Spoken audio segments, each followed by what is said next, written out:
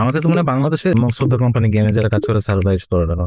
যখন কেউ দেখে যে ইউনিভার্সিটি থাকা অবস্থায় সে পড়াশোনাও করছে, শেষ করছে, আবার কোথাও সে পার্ট টাইম জব করছে, আমরা সে অনেক কষ্ট করছে। আমার কাছে মনে হয় না কত টাকা পাইছে এটা ইম্পর্টেন্ট, কিন্তু ওর যে এক্সপিরিয়েন্স হয়েছে ওইটা দিয়ে, ওইটাকেই এজ এ ফ্রেশার যখন কেউ কোনো কোম্পানি নেবে সবচেয়ে বেশি ভ্যালু এটা দিয়ে দিই। আজকে আমাদের সাথে আছেন এমন একজন মানুষ যিনি বাংলাদেশে গেমিং ইন্ডাস্ট্রি এতটা পরিচিত হওয়ার অনেক আগেই 2005 সাল থেকেই গেম ডেভেলপমেন্টের সাথে কাজ করছেন। 2009 সালে প্রতিষ্ঠা করেন রাইজ আপ ল্যাবস, আর তার তৈরি করা একটি গেম ট্যাপ ট্যাপ অ্যান্ডস 1.5 কোটিরও বেশি বার ডাউনলোড হয়েছে। এর পাশাপাশি কাজ করেছেন ইউনিসেফ, ডিবিসি মিডিয়া অ্যাকশন আর রবি আকসিয়াতের মতো প্রতিষ্ঠানের সাথে। বলছিলাম রাইজ আপ ল্যাবসের ফাউন্ডার এবং সিইও এরশাদুল হক ভাইয়ের কথা। যেহেতু আমি 4x হয়ে যাচ্ছি, এরা কোম্পানি হয়তো বা 10 জন ডেভেলপার রাখবে না।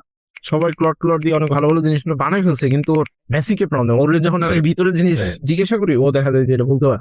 আজকের এই এপিসোডে আমরা কথা বলবো বাংলাদেশ থেকেই গ্লোবাল গেমিং ইন্ডাস্ট্রিতে কাজ করার সুযোগ কতটা বড়, একটা বাংলাদেশি কোম্পানি কিভাবে বিশ্বের বড় পাবলিশার্সের সাথে কাজ করার জায়গায় পৌঁছায়, আর একজন স্টুডেন্টের জন্য ইউনিভার্সিটি লাইফ থেকেই প্র্যাকটিক্যাল এক্সপিরিয়েন্স কেন এত গুরুত্বপূর্ণ।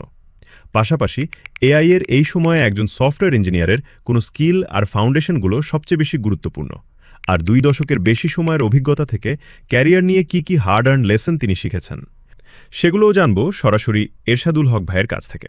তাই আপনি যদি গেমিং, সফটওয়্যার বা টেক ক্যারিয়ার নিয়ে সিরিয়াস হন, এই এপিসোডটা আপনার জন্য। অলরাইট, এনজয় দি এপিসোড।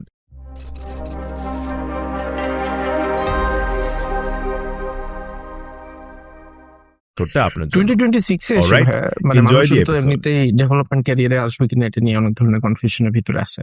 তবে এখন পর্যন্ত আমার কাছে মনে হয় যে একটা গ্রুপ অফ পিপল, বিশেষ করে যারা স্কুল কলেজে পড়ে বা প্রথম প্রোগ্রামিং সম্পর্কে চিন্তা ভাবনা করে, অধিকাংশ মানুষের ক্ষেত্রে যেটা হয় যে সে হয়তো বা গেম খেলতো আইদার ফোনে বা কম্পিউটারে। তারপরে তার মনে হয় যে না, ঠিক আছে, গেমের মতো কিছুটা যদি বানানো যায়, লেটার অন সে আবিষ্কার করে যে গেমের মতো কিছুটা বানাইতে হলে কোডিং করতে হয়, এটা পিছনে একটা জিনিস। সো রাইজ আপ লাইভ মোটামুটি একটা ভালো সময় ধরে আপনাদের এখানে গেম নিয়ে কাজ করা হয়।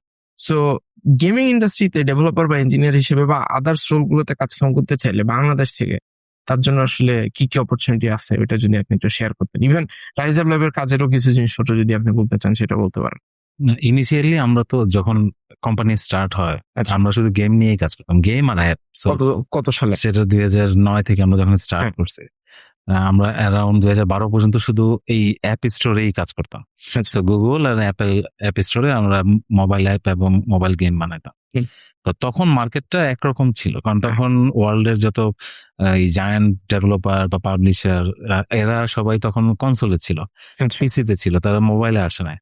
বাট তারা তো দেখছে মোবাইল গ্রো করতেছে, সো তারা ডেফিনেটলি 12-13 দিকে তারা মোবাইলে যখন এন্ট্রি নেয় তখন মার্কেট আবার চেঞ্জ হয়ে থাকে, বিকজ তারা তখন আমাদের মতো কোম্পানিগুলি তাদের অ্যাপ বা গেম পজিশনিং করা তখন টাফ হয়ে যাচ্ছিল, মার্কেটিং করা। বাট আমি যেটা দেখছি যে মানে মোবাইল গেম বা অ্যাপে আমরা যখন 2009 থেকে কাজ করি, বাংলাদেশের তো ম্যাক্সিমাম অনেক গেমিং কোম্পানি কিন্তু স্টার্ট হয়েছিল ওই সময়টার পরে, কারণ আমাদের সাকসেস দেখে আমাদের মিলিয়ন্স অফ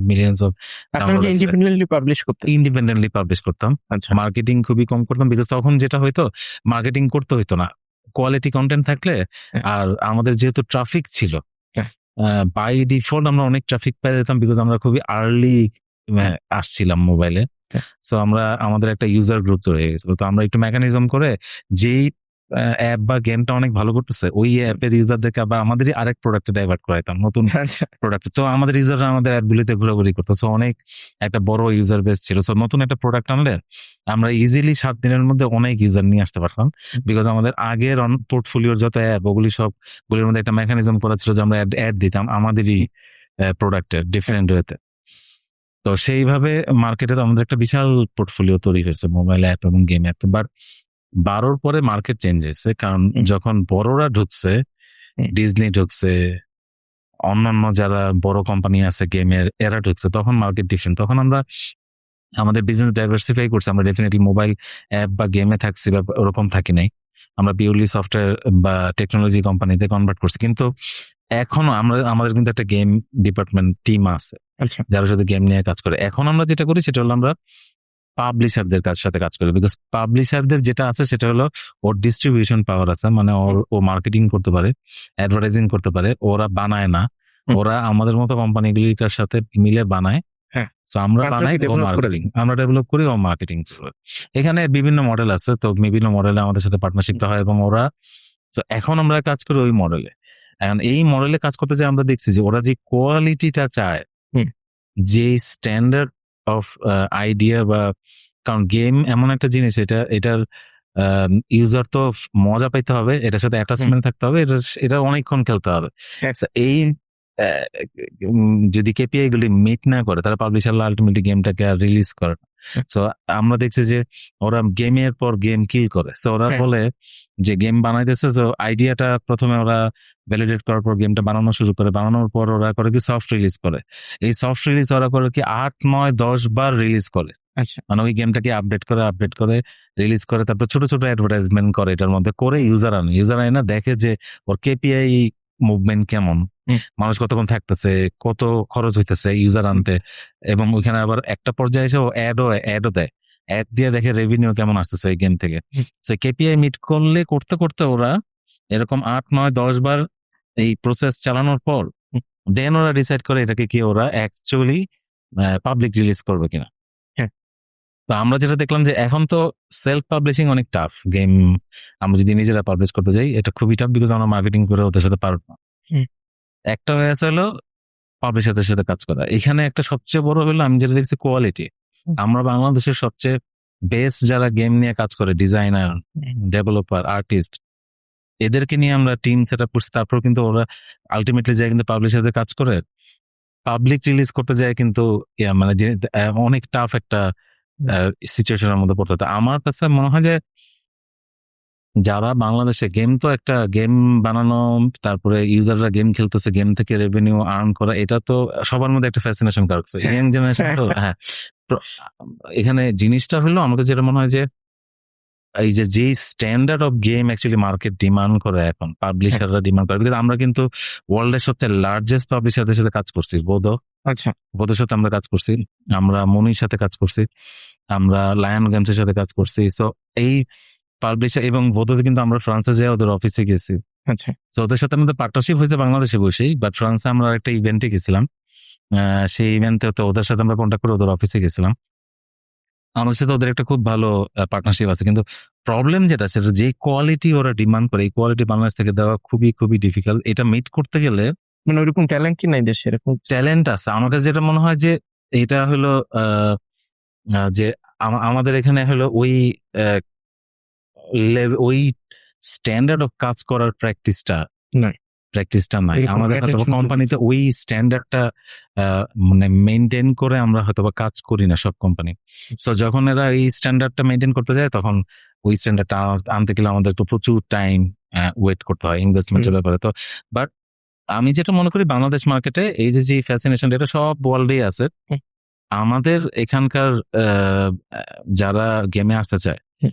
যদি সে অ্যাকচুয়ালি ভালো কাজ করতে পারে, সেটা আর্টিস্টের সাইড থেকে হোক, ডেভেলপারের সাইড একটা থেকে হোক, গেম আসলে বিল্ড করতে হইলে ওই টিমে কি কি ধরনের মানুষ থাকে? সো ওইটা যদি একটু বলেন। ডিজাইনার, হ্যাঁ। সো ডিজাইনার বলতে আমরা অনেক সময় অনেকে বলে ফেলে গেম ডিজাইনার বলতে বাজে ভাবে Graphics গ্রাফিক্স designer। ডিজাইনার। আমরা অনেক সময় জব পোস্টে যখন দিতাম ডিজাইনার অনেক গ্রাফিক্স পোস্ট করতো, তো আমরা টাইটেলটা একটু ডিফারেন্ট করে দেওয়ার ট্রাই করতাম আচ্ছা, যাতে মানুষ বুঝে যে এটা গ্রাফিক্স ডিজাইনারের পোস্ট না, এটা গেম ডিজাইনার। গেম ডিজাইনার হলো যে মেইন ডিসিশন মেকার, যে গেমটাকে কি হবে গেমটার মধ্যে পুরো স্টোরি মেক করে, হ্যাঁ। পুরো গেমের মেকানিজম সবকিছু সেট করে, গেম ডিজাইনটা সে করে। আর তারপরে তো হলো আর্টিস্ট, আচ্ছা, অ্যানিমেটর। সো অনেক সময় কম্বাইনলি একজন মানুষই অ্যানিমেশনও করতে পারে, আর্ট ওয়ার্কও করতে পারে। এখন এখানে 2D 3D আবার ভাগ থাকে, সো সব আর্টিস্ট 2D 3D একসাথে কাজ করতে পারে না, কেউ 2D আর্টিস্ট, কেউ 3D আর্টিস্ট, আবার ভাগ করে 2D animator, 3D animator, but mainly এই অ্যানিমেশন এবং আর্ট, তারপর হলো ডেভেলপার, আচ্ছা, তারপর তো আরেকটা ভাগ থাকবে সেটা হলো টেস্টিং। হুম। তো যদি স্মল গ্রুপ হয় তখন দেখা যায় যে টেস্টার না হইলেও গেম তো, সো দেখা যায় সবাই খেলে টেস্ট করতে পারে। অ্যাপ্লিকেশন টেস্টিং এর অনেক প্রসেস থাকে, কিন্তু গেম টেস্টিং এর প্রসেস গুলো একটু ইজি। হুম। তো ওটা দেখা যায় টেস্টার যদি রেগুলার নাও থাকে তা কিন্তু যে ডিজাইনার, যে ডেভেলপার, যে আর্টিস্ট ওরাই টেস্ট করতে পারে। হুম। বাট মেইনলি তার মানে 3টা পার্ট আর কি, ডিজাইনার, হুম। আর্ট এন্ড হলো ডেভেলপমেন্ট। হুম। হ্যাঁ, বাংলাদেশ থেকে এখন সবাই, বাংলাদেশ থেকে আমি যেটা দেখছি আমাদের ডিজাইনার অনেক শর্ট, আচ্ছা, কারণ এইটা খুবই স্পেশালাইজ জায়গা। আপনি এটার জন্য মানে কিভাবে তৈরি হইতে ওটা যদি একটু অ্যাড করে দেন। আমি বাংলাদেশে 2017-তে গভর্নমেন্টের একটা ইভেন্ট, আমার নাম মনে পড়তেছে না, ফিনল্যান্ড থেকে একজন স্পেশালাইজ গেম ডিজাইনার আসছিল। আচ্ছা, এটা আইসিআই ডিভিশন থেকে নিয়ে আসছিল, খুব আচ্ছা। ভালো। তো আমি ওনার সাথে স্টেজে আমরা একটা ওই প্রোগ্রামে আমরা একটা সেশন ছিল, সেশনের পরে ওনার সাথে আমরা বসছিলাম, সব আমাদের যত গেম ডেভেলপমেন্ট কোম্পানি আছে, যে আমরা পাইছি একজনকে হ্যাঁ। যে ফিনল্যান্ড থেকে, উনি গেম, তো ওনার সাথে কথা বলার সময় আমরা যেটা দেখলাম যে উনি গেম ডিজাইনে উনি মাস্টার্স করছে, জাস্ট গেম ডিজাইন, সাইকোলজি, গেমের ইউজারদের সাইকোলজি নিয়ে মাস্টার্স করছে। আচ্ছা, সো আমরা যখন গেম খেলি, হ্যাঁ। আমরা ক্যান পারচেস করি, কখন পারচেস করি, হুম। যখন একটা স্টোর, ওই গেমের ভিতরে স্টোর থাকে না, হ্যাঁ। সো এখানে প্যাকেজ থাকে, হ্যাঁ। এটা $2, এটা $3, এটা এখন এই যে এখানে যে কালার কম্বিনেশন দেওয়া হয়, হ্যাঁ। প্রাইসিং কেমন করলে মানুষ মিড লেভেলেরটা প্রাইসটা কিনবে বেশি, হুম। সবচেয়ে কম দামিটা কিনবে না, সবচেয়ে বেশি দামিটা তো সবাই কিনে না, হুম। কিন্তু আমি মিডলে কেমনে ফোকাস করাবো ইউজারকে, যে স্টোরটা ওপেন হলে ও মিডলেরটা কিনতে যাবে, এগুলো একটা সাইকোলজি ডিপেন্ড করে। কোন সময় আমি ওকে অফার দিব কেনার জন্য। Right. আমরা ওনাদের কথা শুনে সবাই হা হয়েছিলাম, উনি যেই ব্যাপারগুলো বলতেছিল, এবং উনি বলতেছিল উনি ইউজারের গেমারদের সাইকোলজি নিয়ে এটার একটা মাস্টার্স একটা টপিক আছে আচ্ছা, ফিনল্যান্ডে। তো পরে আমরা অনেক স্টাডি করে দেখলাম ফিনল্যান্ডে ওয়ার্ল্ডের সবচেয়ে বেশি গেম ডেভেলপমেন্ট কোম্পানি এবং সবচেয়ে বেশি ভালো করে। আচ্ছা। And ওখানে তার কারণ কি? কারণ ওইখানে এডুকেশনের মধ্যে গেম নিয়ে একেবারে একটা ফুল একটা ওদের একদম কারিকুলাম সব সেট করা। তো তার মানে এখানে এই যে বাংলাদেশে গেম ডিজাইনার নাই এখন, কারণ কি যারাই আছে সবাই হলো নিজের প্যাশন থেকে ট্রাই করছে এবং হয়েছে। আরেকটা হলো যে আমি পড়াশোনা করে ওই টপিক বাই টপিক পড়াশোনা করে রেডি হওয়া, ওই কালচারটা তখন বিল্ড হয়, তখন ওইটার আউটপুট আবার একদম ডিফারেন্ট না। এই জায়গাতেই আমার কাছে মনে হয় যে অনেক ডেভেলপার বাংলাদেশে আছে গেম নিয়ে কাজ করে, অনেক ডিজাইনারও খুব কম হইলেও আছে, কিন্তু প্রবলেম হলো যে ওই ওয়ার্ল্ড আর আমাদের আউটপুটের মধ্যে ডিফারেন্সটা হয়ে যায়। ওরা তো এটা নিয়ে অ্যাকচুয়ালি পড়াশোনা করে, হ্যাঁ। ওরা এটা নিয়ে দেখা যায় যে মানে কেউ যদি জাস্ট গেমের সাইকোলজি নিয়েও টপিক থাকে, তার মানে এর আগে আরো কত টপিক আছে, ইউজারের গেম প্লে সাইকোলজি নিয়ে আবার পড়াশোনা করে। আমার কাছে মনে হয় বাংলাদেশে যারা গেম নিয়ে কাজ করতে চায় ইন্ডিপেন্ডেন্টলি বা কোম্পানি করে, বা মোস্ট অফ দ্য কোম্পানি গেমে যারা কাজ করে সার্ভাইভ করে না বাংলাদেশে। সার্ভাইভ করে না হলো ওই যে গেম সেলফ পাবলিশ করে সার্ভাইভ করা টাফ, কারণ মার্কেটিং করে উঠানো যায় না। পাবলিশারদের সাথে কাজ করলে প্রবলেম হলো যে পাবলিশাররা যে কোয়ালিটি চায় ওটা আলটিমেটলি দেখা যায় ডেলিভারি দিয়ে পারে না। খুব কম কিছু কোম্পানি খুব ভালো কাজ করতে পারছে, বাংলাদেশে কিছু আছে যারা পাবলিশারের সাথে খুব ভালো করতেছে, বা ওরা খুবই চায় চুপচাপ আর কি একেবারেই সাইলেন্টলি। নাম না বললেও ধরেন কতগুলো কোম্পানি আছে, আমি নিজে 3টা কোম্পানি জানে যারা খুব ভালো কাজ করতেছে পাবলিশারদের সাথে, ওরা খুবই সাইলেন্টলি কাজ করতেছে, আর এই নাম্বারটা খুবই কম। এই 3টা কোম্পানিতে আনুমানিক গেম রিলেটেড কাজের সাথে ইনভলভ কতজন? এক একটা কোম্পানিতে অ্যারাউন্ড 30 পিপল কাজ করতেছে এরকম। সো মানে অ্যারাউন্ড 100 আছে রিসোর্স যারা সাকসেসফুলি পাবলিশারদের সাথে কাজ করতেছে, এবং ওরা একটু টপ নচ ক্যাটাগরি, ওরা ওই কোয়ালিটিটা ডেলিভারি দিতে পারছে। আচ্ছা, বাট ওই লেভেলে যাওয়ার জন্য বাংলাদেশে বসে ওইরকম ডিগ্রি আছে কিনা আমারও আসলে জানা নাই, যে কোনো ইউনিভার্সিটি আছে কিনা। আছে কোনো ইউনিভার্সিটি? ড্যাফোডিল ইউনিভার্সিটিতে মোস্ট প্রবাবলি আছে, স্টার্ট করছে। আচ্ছা, তো ধরেন ড্যাফোডিলে আছে, এখন কেউ যদি ধরেন ড্যাফোডিলে যাইতে না পারে, আবার কেউ হয়তো বা ট্রেডিশনাল কম্পিউটার সায়েন্সেই পড়ে এন্ড তার গেমের প্রতি একটা ফ্যাসিনেশন আছে, তো সেই ক্ষেত্রে নিজে থেকে যদি শেখার কথা চিন্তা করে, ইন্টারন্যাশনাল অনেক প্ল্যাটফর্মে আমরা অনেক সময় দেখি যে বিভিন্ন ধরনের কোর্স প্রোগ্রাম বিভিন্ন জিনিসপত্র থাকে, ওরকম কি কোনো কিছু আপনার সাজেশন বা জানা আছে কিনা, বা এটার এক্সপ্লোরেশন জার্নিটা কিভাবে স্টার্ট করলে সে বাংলাদেশি কোম্পানিগুলোতে, তো আমার যেটা মনে হচ্ছে যে চাকরি বাকরি পাওয়াটা টাফ হবে, কারণ মার্কেটই তো অনেক ছোট। আর দ্বিতীয়, অনেকে আমি দেখছি যে বাংলাদেশে বসে ইন্টারন্যাশনাল বিভিন্ন কোম্পানিতে রিমোটলি অনেকে কাজ করে, সেটার সংখ্যাও খুবই কম, বাট অ্যাটলিস্ট কিছু মানুষ তো যায়। তো সেই হিসেবে আসলে প্রিপারেশনটা কিভাবে নিতে পারে? আমার কাছে মনে হয় বাংলাদেশে কিন্তু আইজিডি এর মানে ইন্টারন্যাশনাল গেম ডেভেলপার্স অ্যাসোসিয়েশন, আচ্ছা, আইজিডি এর বাংলাদেশ চ্যাপ্টার অন করছিলাম আমরা লাস্ট ইয়ারে, আমি ওটার সাথে ইনভলভ। তো ওদের অনেক টাইপের গাইডলাইন আছে, হ্যাঁ, সো ওদের যদি মেম্বার হয় তাহলে ওদের কাছ থেকে অনেক গাইডলাইন পাবে কিভাবে ক্যারিয়ার ওরা কি যে কোনো করবে। স্টুডেন্ট হইতে পারে? ওদের মেম্বার হতে পারবে যে কেউ মেম্বার হতে পারবে।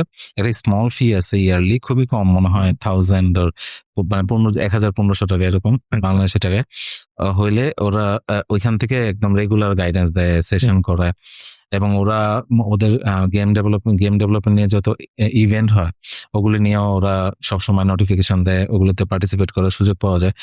আমার যেটা মনে হয় যে যারা গেম নিয়ে কাজ করতে চায় বাংলাদেশে, সবচেয়ে বেস্ট অপশন হলো মানে পাবলিশারের সাথে কাজ করা আমার কাছে মনে হয় হিউজ চ্যালেঞ্জিং, বিকজ এই কোয়ালিটি মেনটেন করা টাফ। সবচেয়ে বেস্ট অপশন হলো রিমোটলি অন্য কোম্পানির সাথে কাজ করা। আচ্ছা, কারণ গেম ডেভেলপারের কিন্তু রিসোর্সের শর্টেজ আছে পুরো ওয়ার্ল্ড ওয়াইড। আমরা ইউরোপের মার্কেটে অনেক কাজ করছি, হ্যাঁ। মানে আমি তো গেমের একটা পার্টও কাজ করছি, সার্ভিসেও আমরা কাজ করছি গেম। আচ্ছা, তো ইউরোপ মার্কেট আমরা দেখছি অনেক কান্ট্রিতে আমরা যখন আউটরিচ করছি, হ্যাঁ। সো খুবই ইন্টারেস্টেড। তোমাদের কাছে গেম ডেভেলপার আছে, সো ওরা আনরিয়েলের ডেভেলপারও খুঁজে, ইউনিটির ডেভেলপারও খুঁজে। নর্মালি তো দুইটা ইঞ্জিন গেম বানানোর জন্য। আলাদা। আনরিয়েল ইঞ্জিন বাংলাদেশে খুবই কম রিসোর্স আছে, যা আছে ম্যাক্সিমাম হলো ইউনিটিতে। তো আমরা এমনও কান্ট্রি পাচ্ছি যে ওখানে গেম, মানে ইউরোপে ফিনল্যান্ডে যেমন প্রচুর পড়াশোনা হয় গেম নিয়ে, কিন্তু স্টিল ওদের রিসোর্স শর্টেজ আছে কিন্তু পুরো ইউরোপেই। তো যারা গেম নিয়ে ক্যারিয়ার করতে চায় বাংলাদেশে, আমার কাছে মনে হয় সবচেয়ে বেস্ট হলো ওই যে ইদার এজ এ ফ্রিল্যান্সার কাজ করা অথবা কোনো এক কোম্পানিতে। কারণ কোম্পানিগুলো, গেমিং ডেভেলপমেন্ট কোম্পানিগুলো রিমোট টিম নেয়, কারণ ওরা জানে ওর চাইলেই ওর কান্ট্রিতে রিসোর্স পাচ্ছে না যাকে অফিসে নিয়ে আসাবে, সো ওর রিমোট টিম নেয়। এবং এটা খুবই, এবং এই কালচারটা পাকিস্তানে অনেক গ্রো করছে। আচ্ছা, পাকিস্তানে কিন্তু বিশাল গেমিং একটা কমিউনিটি গ্রো করছে, ওরা কিন্তু গেমে অনেক আগে আসছে। তো এটা ওদের গভর্নমেন্ট লেভেলে অনেক ইনিশিয়েটিভ নিয়েছে এই কারণে, এবং প্রাইভেট প্রাইভেট ইউনিভার্সিটি গুলিও কোর্স গুলো আনছে, এর জন্য পাকিস্তান গ্রো করছে। আমার মনে হয় বাংলাদেশে যারা গেম নিয়ে কাজ করতে চায়, ইন্ডোনেশিয়ার সবচেয়ে বেস্ট অপশন হলো ওই গেমিং কোম্পানিগুলোকে বের করে তাদের সাথে আউটরিচ করে তাদের ওইখানে রিমোটলি কাজ করে, এটা সবচেয়ে বেস্ট অপশন, সেফ। আচ্ছা। বাট ওইটার জন্য প্রিপারেশন নেওয়া, মানে বিষয়টা কি এরকম যে আমি প্রথমে ফাইন্ড আউট করার চেষ্টা করব যে আমার কোন কোম্পানিগুলোতে আসলে রিমোটলি হায়ার করে, এন্ড দেন ওদের যে জব ডেসক্রিপশন গুলো আছে ওইটার উপর ডিপেন্ড করে আমি ইন্ডিপেন্ডেন্টলি শেখা শুরু করবো কিনা, বা শেখার ক্ষেত্রে পার্টিকুলার কোনো প্ল্যাটফর্ম বা পার্টিকুলার কোনো ওয়ে অফ, যে ধরেন ডেভেলপমেন্টে তো একটা জিনিস আছে যে ইউনিটি বা আনরিয়েল।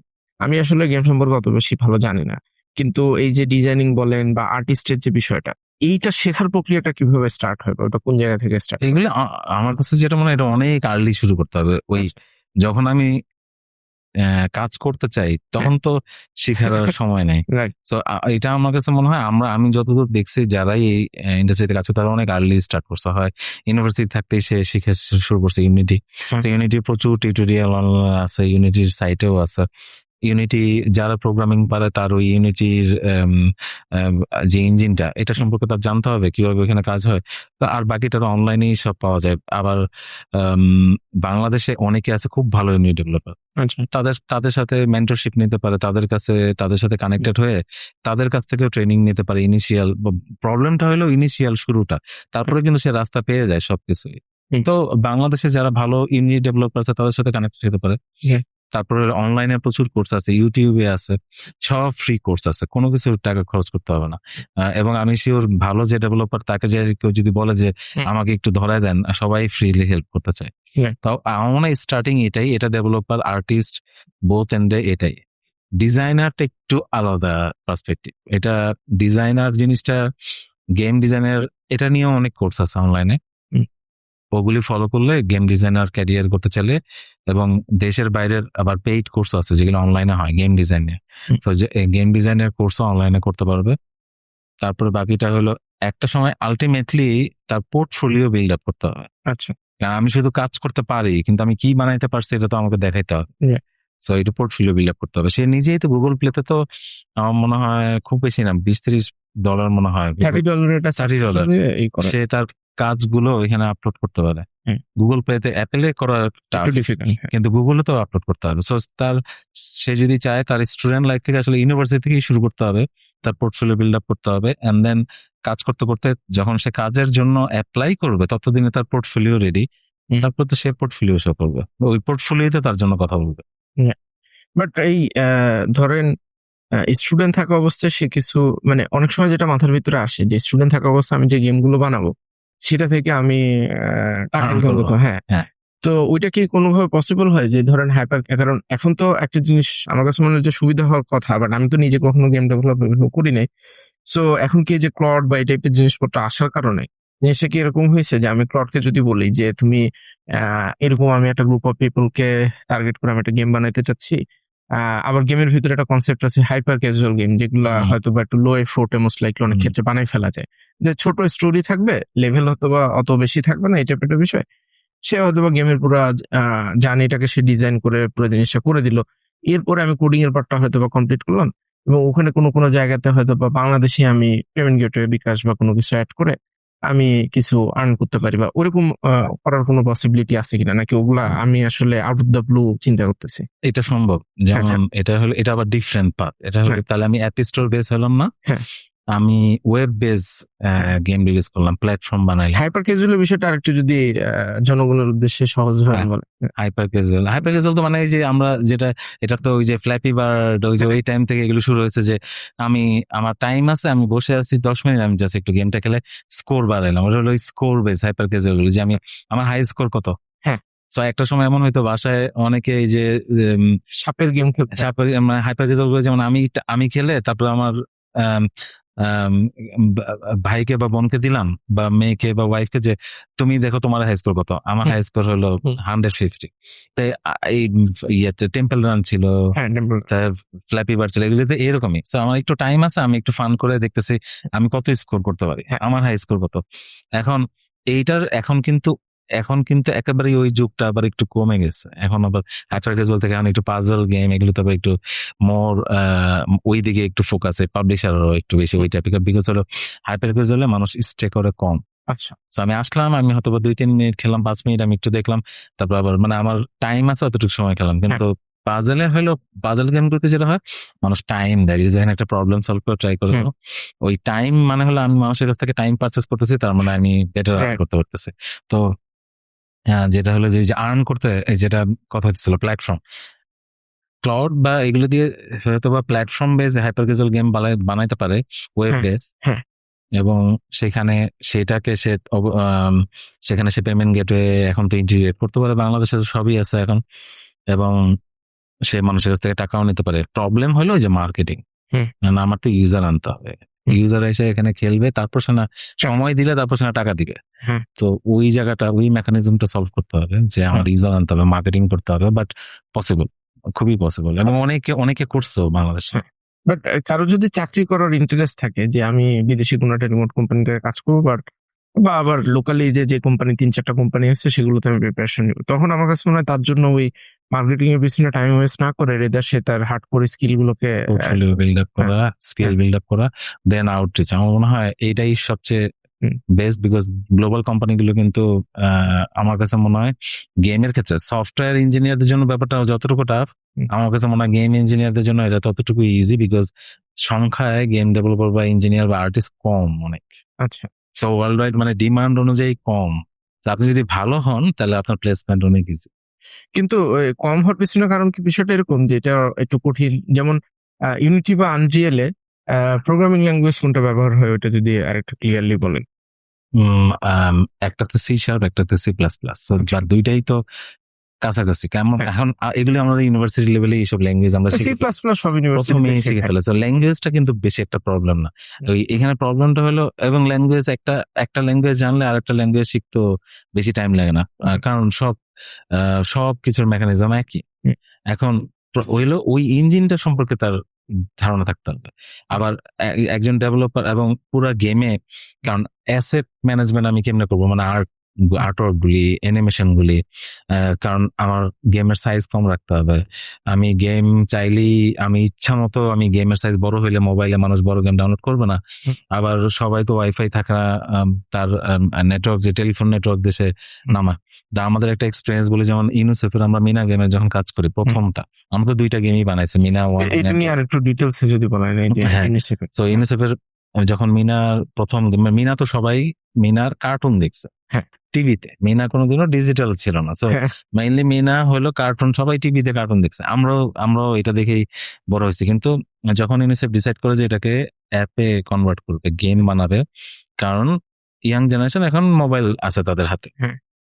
এখন মিনার অডিয়েন্সের জন্য এটা বানাতে যে এখন ইউনিসেফ থেকে যেটা বলা হলো আমাদেরকে যে সাইজ 50 এমবির উপরে যেতে পারবেন। আচ্ছা, তো কিন্তু মিনা তো পুরাই অ্যানিমেশন বেস হ্যাঁ। গেম, মিনার মধ্যে ক্যারেক্টার সবকিছু আছে এবং খুবই অ্যাসেট ডিপেন্ডেন্ট গেম। খুবই কালারফুল। কিন্তু কেন 50 করা যাবে না? বিকজ এটা বাংলাদেশের গ্রামগঞ্জের মানুষজন এটা নামাবে, তো ও তো ওয়াইফাই নাই। হ্যাঁ। সো তো হয়তো বা ইউনিসেফ জিপির সাথে বা টেলি এই নেটওয়ার্কদের সাথে ওদের সাথে ডিল করবে যে এটার জন্য ফ্রি নামাইতে পারবে বা এটার জন্য, তাহলে সেক্ষেত্রে যত কম তত মানে Better. জিনিসটা ডিল করতে ইজি। হুম। তো আমরা পরে রিসার্চ করলাম, আমরা প্রায় 3-4 মাস শুধু রিসার্চ করছি যে পুরা কম্বিনেশনটা কেমনে সাজাবো যে এত অ্যাসেট ডিপেন্ডেন্ট একটা গেম আমরা কিভাবে সাইজ কমাবো। তারপর আমরা টেকনোলজি আছে, তখন আমাদের জানা ছিল না, বাট আমরা তখন রিসার্চ করে বের করলাম। ওই 3 মাস শুধু আমাদের এটার মেকানিজম দাঁড়া করাইতেছে। হ্যাঁ। আলটিমেটলি এই মেকানিজম করার পর হ্যাঁ। এটা একটা টুল আছে স্পাইন নামে, আচ্ছা। অ্যানিমেশন করা, যেটা দিয়ে সাইজ কমা যায়। তো আমরা পুরো গেম যখন ডেলিভারি দিছি 1 বছর পর, হ্যাঁ। গেমের সাইজ ছিল 24 এমবি। 24 MB 24 এমবি 50% So, নেওয়া হয়েছে। 50% অফ। তো এইটাই বলুন যে এই যে এখন গেমের এই যে মেকানিজম গুলি সবকিছু সবার জানা থাকবে না, আবার রিসার্চ করে বের করতে হবে চ্যালেঞ্জ অনুযায়ী। এবং যেটা এরপর আমরা মিনা 2 করলাম, হ্যাঁ। মিনা 2 আবার 3D তে, তো ওইটা ডেফিনেটলি 50 তে করা যায় না ওটা। আমরা কারণ 3D তো 3D অ্যাসেটের তো সাইজ অনেক বেশি থাকে। হ্যাঁ। তো আমরা পরে তো আমি যেটা বলছিলাম যে এই যারা ক্যাজুয়াল গেম নিয়ে কথা। হাইপার ক্যাজুয়াল গেম নিয়ে কথা বলছিলাম যে হাইপার ক্যাজুয়াল গেমগুলো কিন্তু আবার খুব অ্যাসেট মানে এমনও টার্গেট থাকে যে 1 এমবি 2 এমবিতে গেম শেষ করতে হবে। ইউনিটি নিয়ে কাজ করলে আবার এটা করা যায় না, ইউনিটির আবার নিজস্ব একটা প্যাকেজ সাইজ আছে। আচ্ছা। তো সব মিলে এটা একটু 7, 8, 9 এমবিতে যায় ইউনিটির। সরি, আপনি প্রোগ্রামিং ল্যাঙ্গুয়েজ নিয়ে কথা বলতেছেন, ইউনিটি এন্ড আনরিয়েল ইঞ্জিনে C plus plus C plus plus শেখার বিষয়। হ্যাঁ, এখন ল্যাঙ্গুয়েজ আসলে কোনো ব্যাপার নয়, যে ইউনিটি এবং আনরিয়াল ইঞ্জিন সম্পর্কে তার ভালো ধারণা থাকতে হবে, কারণ অ্যাসেট ম্যানেজমেন্টও প্রোগ্রামারকে অ্যাকচুয়ালি কিন্তু গাইডলাইন ক্রিয়েট করতে হয়। কারণ আর্টিস্ট শুধু কাজ করে আর্ট দিয়ে দিলেই হবে না, এটাকে আমি কিভাবে ফিট করব আমার টোটাল টার্গেটের সাথে, ওইটাও একটা খুবই ইম্পর্টেন্ট একটা এরিয়া যেটা কাজ করতে হয়। বাট কেউ যদি ধরেন ইউনিভার্সিটিতে থাকা অবস্থায় ফান ওয়েতে সে ইউনিটি বা আনরিয়েল ইঞ্জিন দিয়ে সে গেম ডেভেলপার হওয়ার চেষ্টা করলো, হয়তো একটা দুটো সে চাকরি বাকরিও করলো, যেহেতু এটা মার্কেটটা অনেক ছোট, কোম্পানিও কম, সে দেখা গেল যে 2-3 বছর করার পরে সে চাকরি পাচ্ছে না, বা সে যে ওয়েতে গ্রো করতে চাচ্ছে ওইভাবে হয়তো পাচ্ছে না। তাইলে ইউনিটি বা আনরিয়েল ইঞ্জিন যদি কেউ শিখে, পরবর্তীতে অন্য কোন স্ট্যাকে আসলে মুভ করা যায়, যেটা দিয়ে ধরেন সে সফটওয়্যার ইন্ডাস্ট্রিতে ডিফারেন্ট রোলে কাজ করতে পারবে। এখন যে গেম ডেভেলপ করতে পারে অ্যাকচুয়ালি ডেভেলপার, তো তার তো ল্যাঙ্গুয়েজ নিয়ে কাজ করতে হয়, ইউনিটি জাস্ট একটা ইঞ্জিন, হ্যাঁ। ওখানে তো অনেক কিছু প্রি বিল্ড করা আছে, সো তার লাইফ ইজে যেটা যেমন এখন এআই আসার পর আমরা যদি দেখছি অফিসের অনেককে আমরা ট্রান্সফর্ম করেছে। সো হয়তো বা কেউ ওয়ার্ডপ্রেসে ছিল, আমাদেরকে ট্রান্সফর্ম করেছে। তো শুধু ওয়ার্ডপ্রেস, সে হয়তো শুধু ওয়ার্ডপ্রেস বেস কাজ করতো অফিসে, অর শপিফাই বেস কাজ করতো, কিন্তু আমরা এখন আমরা তাকে, যেহেতু প্রজেক্টের পাইপলাইন অনেক এআই আসার পর অনেক চেঞ্জ হয়েছে, এখন তাকে আমরা বলছি যে না, ফুল স্টেক হওয়া ট্রাই করতে হবে। সো তুমি ওয়ার্ডপ্রেস যেমন কাজ করতে পারো, তোমাকে অন্য ওয়েবের একটা প্রজেক্ট আসলে ওয়ার্ডপ্রেস ছাড়া সেটা করতে পারতে হবে। সো আমরা কিন্তু অনেক ট্রান্সফর্ম করেছি। তো আমার কাছে এটা আমার কাছে মনে হয় না কোনো প্রবলেম যে একজন গেম ডেভেলপার অ্যাকচুয়ালি অন্য ল্যাঙ্গুয়েজ বা সফটওয়্যারে শিফট করতে পারবে না, এটা আমার কাছে মনে হয় না কোনো চ্যালেঞ্জ। এর কারণ সে তো ল্যাঙ্গুয়েজ জানে। ল্যাঙ্গুয়েজ আবার টেকনোলজি চেঞ্জ হওয়ার সঙ্গে সঙ্গে ল্যাঙ্গুয়েজে তাকে, নতুন ল্যাঙ্গুয়েজে তাকে যেতে হইতেই পারে। আমার কাছে মনে হয় না এটা কোনো বড় চ্যালেঞ্জ। এটা করতে না পারলে তো এই ডেভেলপার হিসেবে থাকা খুবই টাফ। সেটাই। আপনারা সম্ভবত কোনো এক সময় পাবজির সাথে কোনো একটা কাজ করছিলেন, বা এখন মনে হয় পাবজি বাংলাদেশে অনেক অপারেশন চালায়, ওটা কি আপনাদের সাথে? পাবজি তো এখন কমিউনিটি বিল্ড আপ করা ট্রাই করতেছে এখন বাংলাদেশে। আমরা ওদের সাথে ওদের ওখানে একটা ওরা ম্যাপ বিল্ডিং এ একটা ইনিশিয়েটিভ নিয়েছে। আচ্ছা। ওদের পাবজির ভিতরে, হ্যাঁ, ওইখানে আমরা টেক সাপোর্ট দিই। আর হলো এখনো কি এটা আমাদের সাথে, হ্যাঁ, আমাদের সাথে পার্টনারশিপটা আছে, এবং এখন ওরা বাংলাদেশে ওদের কমিউনিটি বিল্ড আপে অনেক ফোকাস দিতেছে, এবং আমরা ওদের এটা নিয়ে আর একটু ডিটেলে বলেন যে পাবজি অনেক মানুষজন খেলে, বাংলাদেশি লোকজন যতটুকু আপনি বলতে পারেন আর কি। বাংলাদেশে পাবজি কিন্তু ওদের কমিউনিটি বা নেটওয়ার্ক বিল্ড আপ করার জন্য অনেকদিন ধরে কাজ করতেছে। এখানে কিন্তু বাংলাদেশ ওদের একটা টিম আছে, ছোট করে ওরা স্টার্ট করছিল। এখন একটা সময় এসে পাবজি যখন দেখছে বাংলাদেশ মার্কেটে, কারণ ওদের তো দরকার প্লেয়ার, বাংলাদেশ হিউজ এটা, হ্যাঁ। হ্যাঁ। তো এখন ওরা দেখছে মার্কেট অনেক বড়, হ্যাঁ। তো ওরা এখানে ওদের একটা টিম সেট আপ করছে, যে টিম এখানে কমিউনিটিটা দেখতে থাকে, যে ইউজার এবং কমিউনিটিকে পাবজির আপডেট এগুলো জানায় এবং নতুন নতুন ফিচার এগুলো নিয়ে আসে। এখন ওরা একটা ভিতরে আনছে যে ওরা একটা ম্যাপ অপশন আছে, তো ওইখানে ম্যাপ বিল্ড আপ করতে হয়। এটা যে কোনো ইউজাররাই করতে পারে, হ্যাঁ। অনেক যে কোনো প্লেয়াররাও করতে পারে ম্যাপ বিল্ড আপ ওইখানে রেজিস্ট্রেশন করে। তো এই ম্যাপ বিল্ডিং এ আমরা পাবজির সাথে যেটা ট্যাগ হয়েছে যে এই জায়গার টেকনিক্যাল সাপোর্টটা আমরা দিব। সো কেউ যখন ম্যাপ বিল্ড আপ করে তখন সে অনেক সময় বুঝে না কিভাবে করতে হয়, তো ওইখানে আমরা বলছি যে আমরা ওদের সাথে একটা ইন্টার্নশিপ প্রোগ্রাম, তো এখানে ম্যাপ বিল্ডিং এর আমাদের যদি কোনো ট্রেনিং লাগে সেটা আমাদের এখানে আমরা দিব ইন্টার্নশিপ প্রোগ্রামের থ্রুতে, এবং আমরা নিজেরাও এখানে ম্যাপ বিল্ড আপ করে দিই। আচ্ছা তো এই ম্যাপটাতে অ্যাকচুয়ালি যে ইউজার অ্যাকচুয়ালি ওই ম্যাপে যায় পরে আলটিমেটলি খেলে।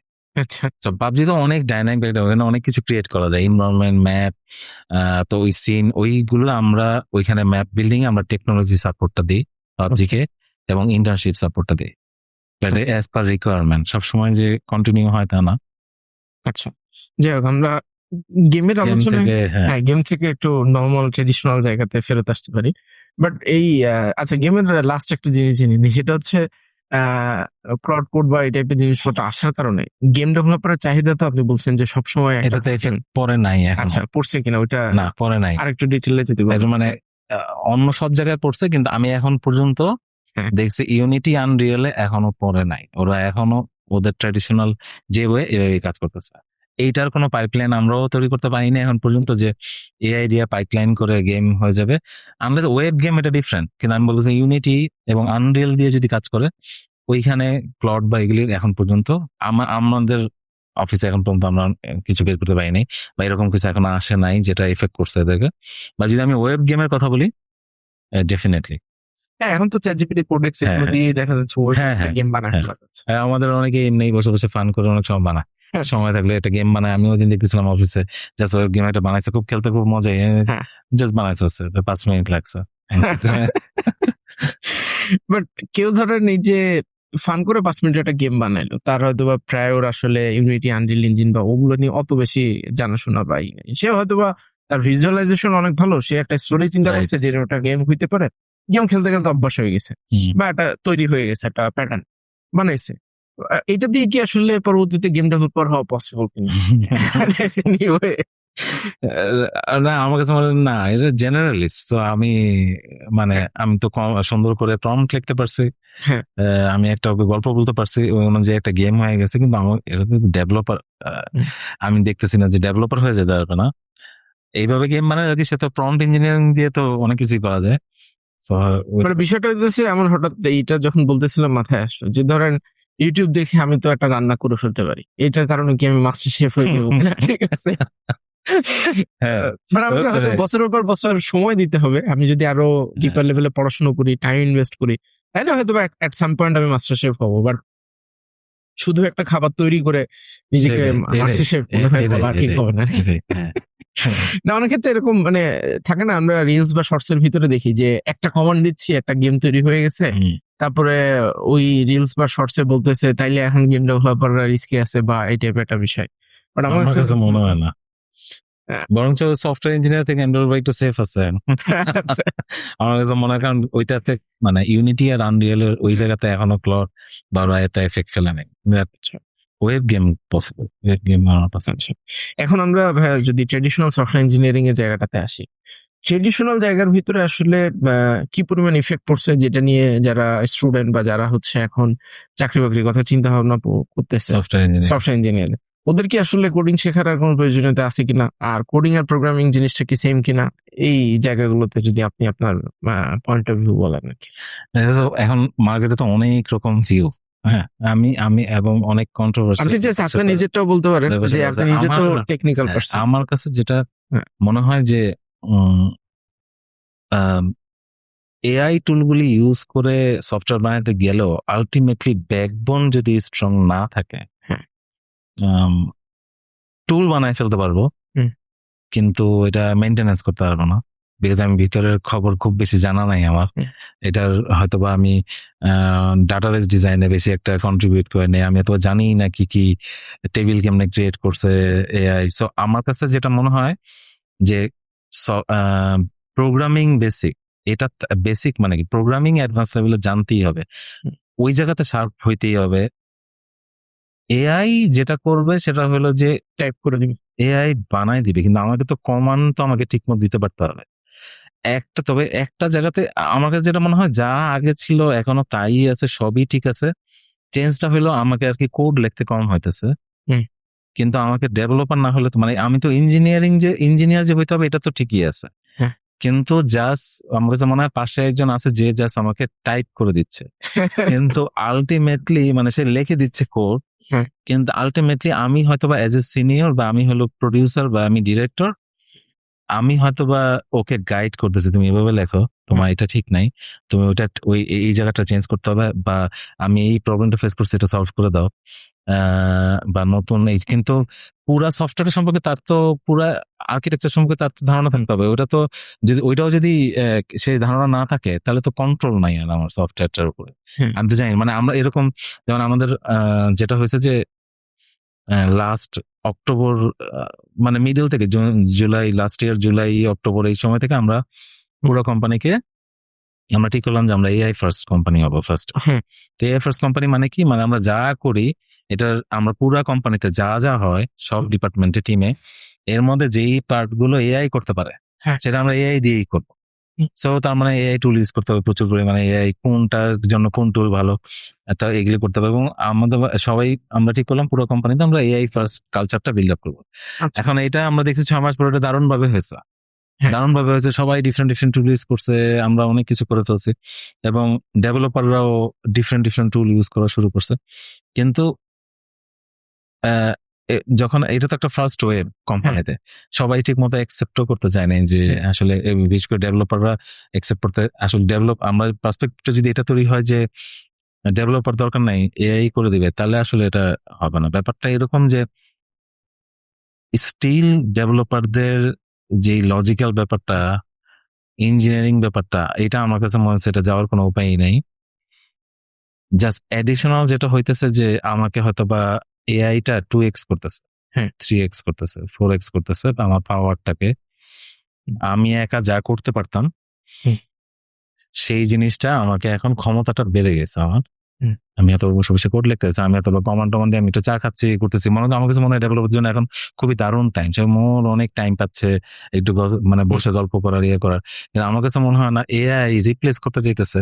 হ্যাঁ, রিপ্লেস ইন এ সেন্স, আগে হয়তোবা 10 জন ডেভেলপার লাগতো, হয়তোবা এখন আর যেহেতু আমি 4x হয়ে যাচ্ছি, তাহলে কোম্পানি হয়তোবা 10 জন ডেভেলপার রাখবে না, যেহেতু আমি মোর প্রডিউস করতে পারতেছি।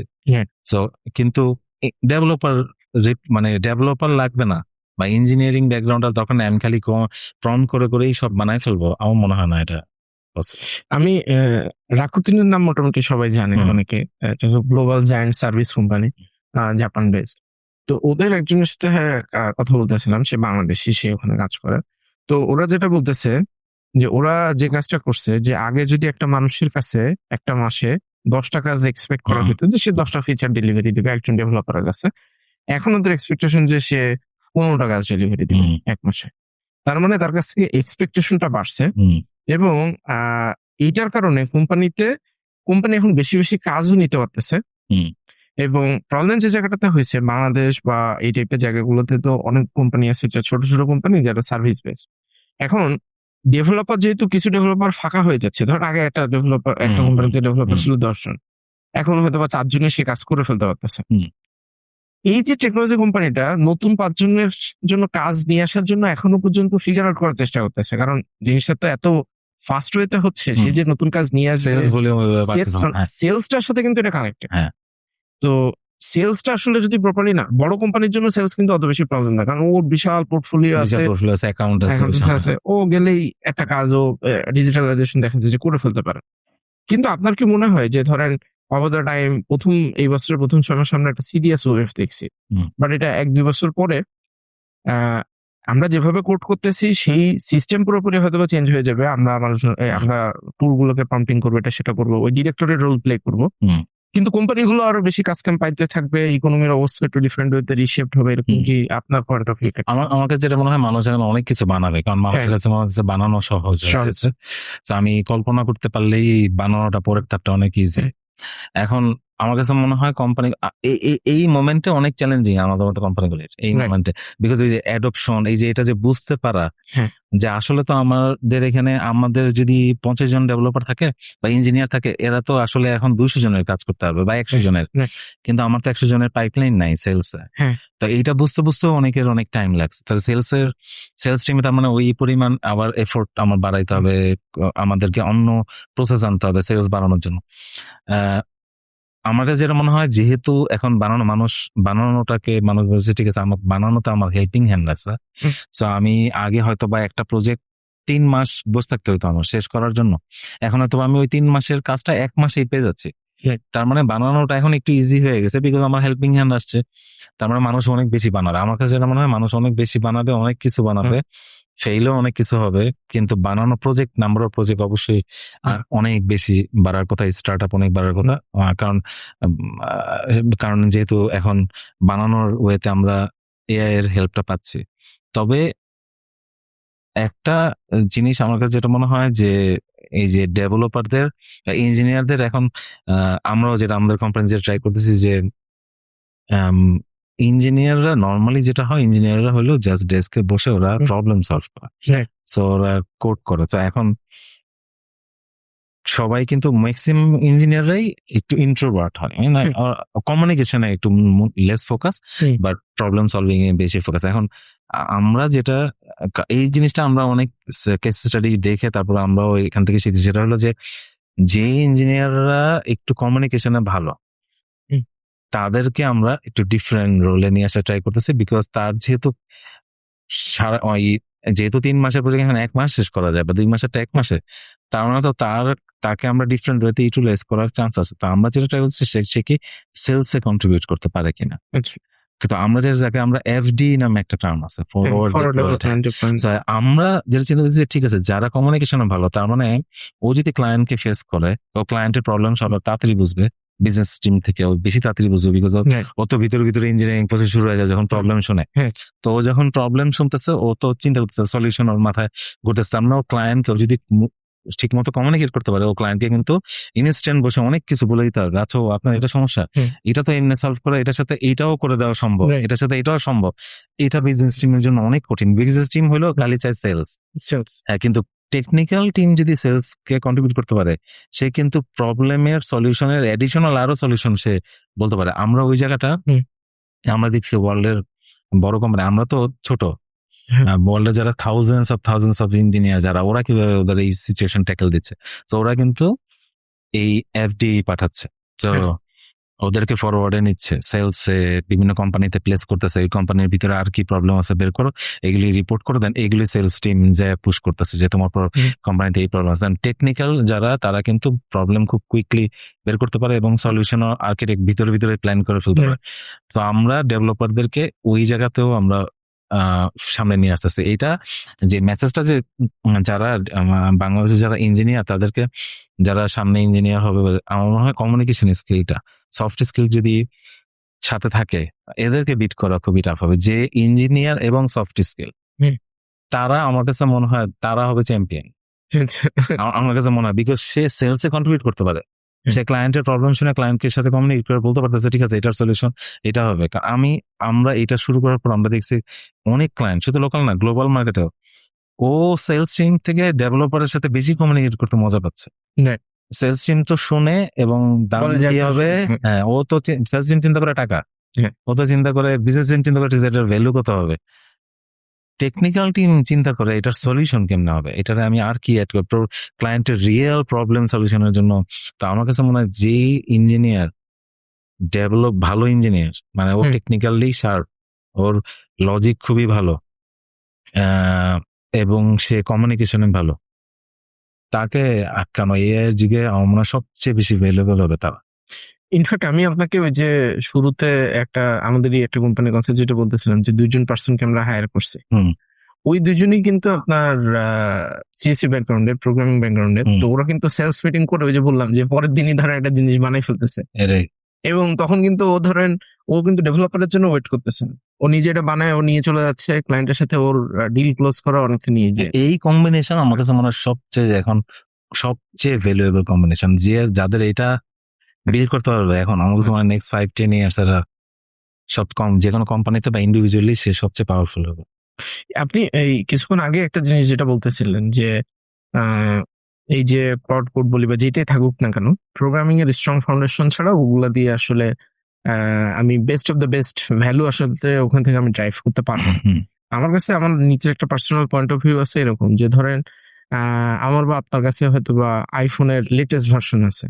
এখন আইফোনের ক্যামেরা কিন্তু খুবই ভালো, বাট যে ধরেন একজন সিনেমা বানায় বা তার ওই যে সিনেমা ডিরেকশনের যে একটা চিন্তা ভাবনা করার যে ক্যাপাসিটি হুম, বা ওই স্কিলটা আছে বা ওই ফিলোসফিটা আছে, তার কাছে কিন্তু ধরেন আইফোনও লাগবে না। আপনি তার কাছে একটা নর্মাল অ্যান্ড্রয়েড ফোন দিয়ে দিবেন, সেটার হয়তো বা মেগাপিক্সেল কম বা এটা সেটা, ওইটা দিয়েও সে এত সুন্দর ফ্রেমিং করে একটা জিনিস বানাই ফেলবে হুম, যেটা ধরেন আপনি তাক লেগে যাবে। হুম। কিন্তু আমার আপনার কাছে ধরেন আইফোন থাকা সত্ত্বেও আমি এটা যখন ছবি তুলতে যাব, অনেক ক্ষেত্রে দেখবেন যে আমার ফ্রেমিং ঠিক হবে না, হবে না।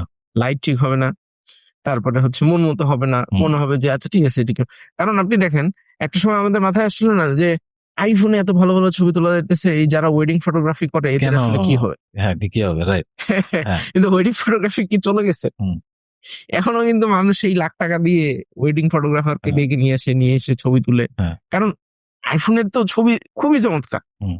এবং ইভেন একটা সময় এরকম হইলো যে সনি যে টাইপের ক্যামেরা রিলিজ দেওয়া শুরু করলো, মানুষ ভাবলো ক্যামেরাম্যানেরও আসলে লাগবে না, সনির ক্যামেরা এত ভালো, জাস্ট ক্লিক করবে আর ছবি Right. একদম পারফেক্ট হয়ে যাবে। বাট আসলে তো ইন রিয়ালিটিতে সেটা হয় নাই, কারণ ওইটার জন্য একটা কোর মাইন্ডসেট লাগে, কোর একটা স্কিল লাগে। যে হুম। ভালো ফটোগ্রাফার বাই হার্ট, তাকে আপনি একটা পুরানো যদি ডিএসএলআর ক্যামেরাও দেন, সে সে বের করে নিয়ে আসতে হবে। ওটা দিয়ে কিন্তু একটা জিনিস। কারণ হ্যাঁ। তার তো Foundation. Foundation strong. হ্যাঁ। যখন আমি ছবি তুলবো তখন হলো আমি যেটা বুঝি সেটা হলো মোবাইল ক্যামেরাটা অন করে একটা ক্লিক, ক্লিক করা। আচ্ছা যাকে আমি তুলতেছি যেটা তুলতেছি ওটার ভিতরে আসছে কিনা। হ্যাঁ। এখন এটার ডানে বামে এটার হুম। পুরো পোর্ট্রেটটা, তারপর আমার লাইটিং সবকিছু, এইটা তো ওই সেন্সটা, এটা হলো সেন্স তার ভিতরে আছে, তার ফাউন্ডেশন অনেক স্ট্রং। আমার কাছে মনে হয় ডেভেলপারদের ক্ষেত্রেও ব্যাপারটা একেবারেই এরকম, ফাউন্ডেশন ঠিক না থাকলে, ওই যে বললাম ফাউন্ডেশন ঠিক থাকতে হবে, তাকে প্রোগ্রামিং, কারণ তার ইনস্ট্রাকশন দিতে পারতে হবে, Right. আবার প্ল্যানিং করেই তো ইনস্ট্রাকশন দিবে, ইনস্ট্রাকশন তো জাস্ট বলতে থাকবে না, তার তো নিশ্চয়ই সে ব্যাকগ্রাউন্ড প্ল্যানিং করবে, Yeah. তারপর সে ক্লাউড বা যে এআই টুল ইউজ করুক সে ইনস্ট্রাকশন দিবে, এন্ড দেন সেখান থেকে কিছু একটা বানানো হবে। এখন আমার কাছে যেটা মনে হয় যে এই জায়গাতে ডেভেলপার রিপ্লেস করার কোনো জায়গা নাই, বাট একটা জায়গা আছে, যেমন যেটা আমাদের কোম্পানিতে আমরা করেছি, সেটা হলো আমরা এআই ডেভেলপমেন্ট পাইপলাইন বানাইছি। হ্যাঁ। সো এসডিএলসি, এআই ডিএলসি, এখন আমরা যেটা করছি, ছোট প্রজেক্ট যদি হয় হ্যাঁ। ওটা দেখা যায় আমরা অনেক প্রজেক্ট আমরা ডেভেলপারের কাছে পাঠাচ্ছি।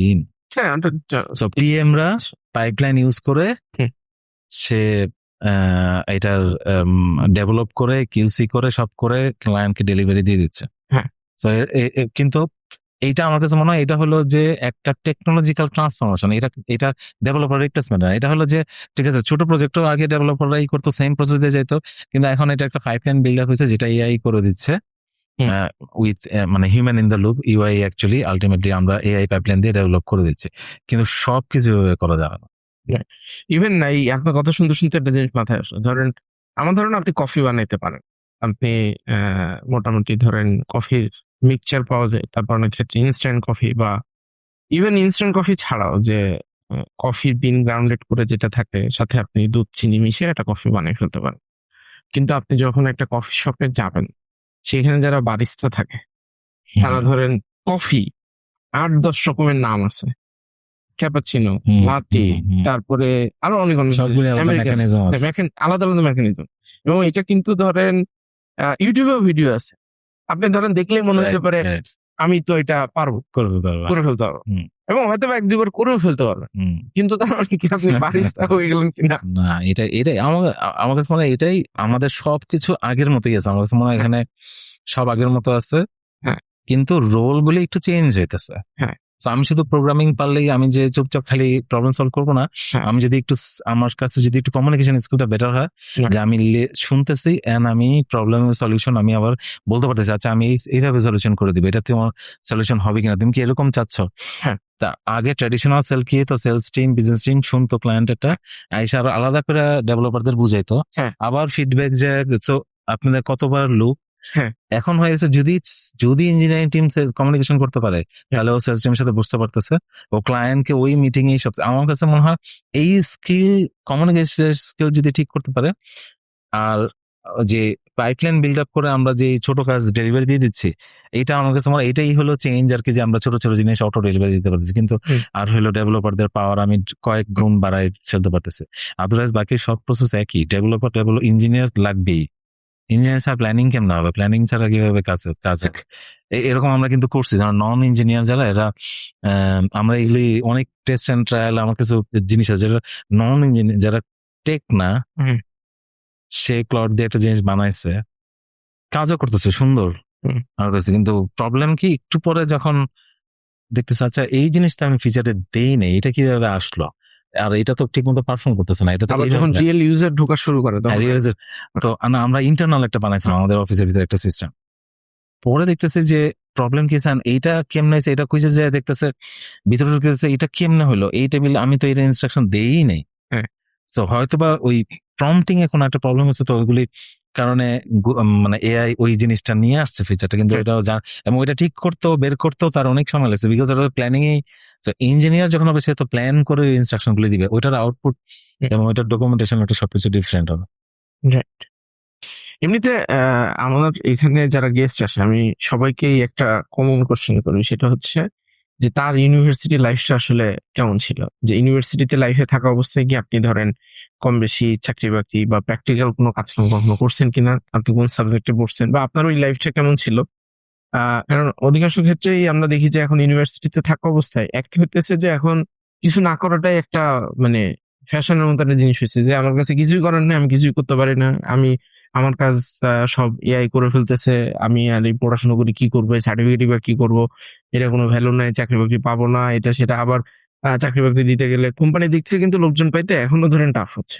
আবার এদিকে ওরা বলতেছে যে আমি তো চাকরি পাচ্ছি না, কিন্তু চাকরি তো দেওয়ার জন্য আসলে ধরেন আমি গতকালকেও বাংলাদেশে, ওরা গ্লোবাল কোম্পানি, বাংলাদেশে ওদের ইঞ্জিনিয়ারিং টিম আছে, ওদের ইঞ্জিনিয়ারিং হেডের সাথে কথা বলছে যে ভাই ফ্রেশার মানে এন্ট্রি লেভেল পজিশনে আমি মন মতো আসলে পাচ্ছি না, কারণ সবাই ক্লট দিয়ে অনেক ভালো ভালো জিনিসগুলো বানাই ফেলছে, কিন্তু ওর বেসিকে প্রবলেম। ওর যখন আমি ভিতরে জিনিস জিজ্ঞাসা করি, ও দেখা যায় যে এটা বলতে পারে।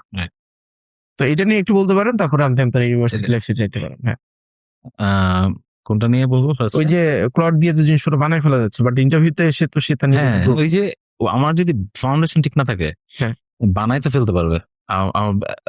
যারা জেনারেলিস্ট তারাও বানাই ফেলতে পারবে, কিন্তু বেসিক তো ঠিক না। আমি ওটা মেনটেন্স করতে পারবো না, আপগ্রেড করতে পারবো না, আমি ভিতরের কিছুই জানি না কেমনে বানাইছে ক্লড বা অন্য কোনো এআই টুল আমার।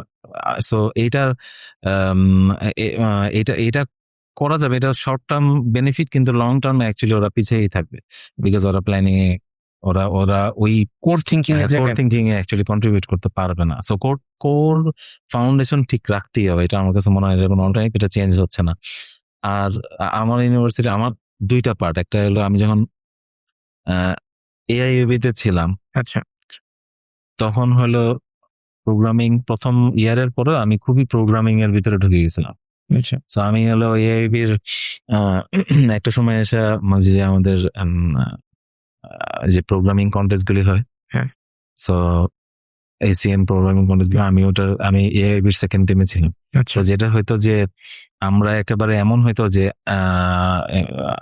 যখন কন্টেস্ট সামনে আসতো, আমরা সবকিছু বাদ দিয়ে একটা বাসা দিত এআইবি থেকেই ফ্যাসিলিটেট করতো। হ্যাঁ, ওই মধ্যে আমরা ঢুকে যেতাম, খাওয়া দাওয়া সব ওইখানে, প্র্যাকটিস, আমাদের কোচ থাকতো, প্র্যাকটিস করতো। আমি প্রচুর এগুলোতে ইনভলভ ছিলাম। যে এটা হলো এটা হলো একটা পার্ট আমার। তবে এটাতে যেটা হয়তো পড়াশোনা করা হয়তো খুবই কম, কিন্তু কোর মানে ওই পার্টিসিপেট করা প্রোগ্রামিং কন্টেস্ট, তারপর অনলাইন প্রোগ্রামিং কন্টেস্ট হইতো, ওগুলো আমরা দেখা যেত কোনো একটা আমার টিমমেটের কোনো একটা বাসায় যায়, তার বাসায় বসে আমরা ওইগুলো কন্টেস্ট গুলো হয়তো 4-5 ঘন্টা টানা যখন শুরু হয় 4-5 ঘন্টার মধ্যে প্রবলেম সলভ করতে হয়।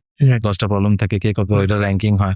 তো অনলাইন পোর্টফোলিও ছিল আমাদের প্রত্যেকের, এবং আমরা আবার আমি সেকেন্ড টিম পর্যন্ত ছিলাম এআইবির, এবং আমরা আমি খালি প্রোগ্রামিং কন্টেস্ট এগুলি করতাম ওই সময়। এটা হলো একটা। সেকেন্ড হলো আমি পরে আবার শিফট হই আমি মালয়েশিয়াতে মাল্টিমিডিয়া ইউনিভার্সিটিতে যখন যাই, ওইটার আবার লাইফ আবার একটু ডিফারেন্ট। কিরকম? সো ওইখানে আবার আমি আবার মোর পড়াশোনায় একটু মোর ফোকাস দেওয়া, কারণ এভাবে আমি পড়াশোনা একটু কম করতাম। আমি বলে প্রোগ্রামিং নিয়ে খালি, তো প্রোগ্রামিং এর নেশা, প্রবলেম সলভিং, তো এইগুলির নিয়ে বেশি থাকতাম। কিন্তু ওইখানে যাওয়ার পর আমি যেটা দেখছি ওইটার কালচারে যে আমার অনেক কিছু আবার ডিফারেন্ট চিন্তা ভাবনা আমার মধ্যে আসছে। আমি যেটা দেখছি ওইখানে মোর এন্টারপ্রেনার তৈরি করা, তারপরে স্টার্ট আপ, এগুলিতে অনেক বেশি ফোকাস। তো আমি ওইখানে যখন থাকতাম, আমি কিন্তু পড়াশোনার পাশাপাশি আমি এই বড় ভাইদের, যেমন আমার সিনিয়র ভাই ছিল ওইখানে বাংলাদেশি ওই ইউনিভার্সিটিতে, উনি বিভিন্ন কোম্পানির সাথে কানেক্টেড ছিল, তো উনি সিনিয়র বের হয়ে গেছে অনেক পড়া শেষ করে। উনি ওইখানে ছোট ছোট প্রজেক্টে আসতো। তো আমার কাছে একদিন আসলো, উনি একটা প্রবলেম উনি অনেক সলভ করেছে, কিন্তু ওনার এখন ডেডলাইন 2 দিনের মধ্যে এই প্রবলেমটা সলভ হয়ে যেতে হবে। তো উনি আবার টিচার অ্যাসিস্ট্যান্ট ছিলেন আমার ইউনিভার্সিটি। তো ওনার একটা ক্যাবিন ছিল, ওনার রুম ছিল ইয়েতে, এই ইউনিভার্সিটিতে। উনি বললো আমার এটা প্রবলেম সলভ হয়ে যেতে হবে, এটা তো কাজ করতেছেন, এটা 2 রাত আছে এর মধ্যে সলভ। তা আমি ওনার ওখানে বসে ওই 2 রাত বসে প্রবলেমটা সলভ করে দিছে। সলভ করে উনি প্রেজেন্টেশন দিয়ে এসে খুবই খুশি, আমাকে একটা ইয়া দিল, এটা একটা রিওয়ার্ড দিল। আমি অত খুবই খুশি টাকা একটা। তো এরপর থেকে যেটা হয়তো ওনার সাথে আমি এরকম ছোট ছোট প্রজেক্ট নিয়ে আনতো, আমি কাজ করতাম। আচ্ছা, এরকম একটা মনে আছে ওইখানকার মালয়েশিয়ার একটা অ্যাডভার্টাইজিং ফার্মে একটা ভ্যালেন্টাইন্স ডে এর সময় ওরা একটা ক্যাম্পেইন, ওরা একটা অনলাইন একটা পোর্টাল বানাবে, যেখানে এরকম এই কাপলরা বিভিন্ন অ্যান্সার দিবে আননোন ভাবে এবং ম্যাচ করবে। তো এরকম একটা, তো এখন ওই সময় আসলো যে এইটা ওই অ্যাডভার্টাইজিং ফার্মে বসে করে দিয়ে আসতে হবে 2 দিন থেকে। তো উনি তখন এগুলি করতাম, এরকম ছোট ছোট ছোট ছোট কাজ করতাম। তো আমার এই কাজগুলো আমার কাছে মনে হতো যে এগুলি যেটা হলো এটা এক ধরনের এক্সপিরিয়েন্স। আমি তখন এগুলি তো তখন আমি স্টুডেন্ট, সো ওরকম পেও করতো না, বাট আমার কাছে পেমেন্ট থেকে তখন ছিল এই যে চ্যালেঞ্জটা, মজাটা, এবং ওই যে কর্পোরেট ওদের সাথে বসে কাজ করতে পারতো, ওদেরও লোকজন থাকতো, আমি করতাম, আমার সাথে আরো কয়েকজন করতো। তো ওই সময় এটা যেমন একটা ছিল, আমি কাজ করতাম, আমি ছোট ছোট কাজ করতাম ওইখানে।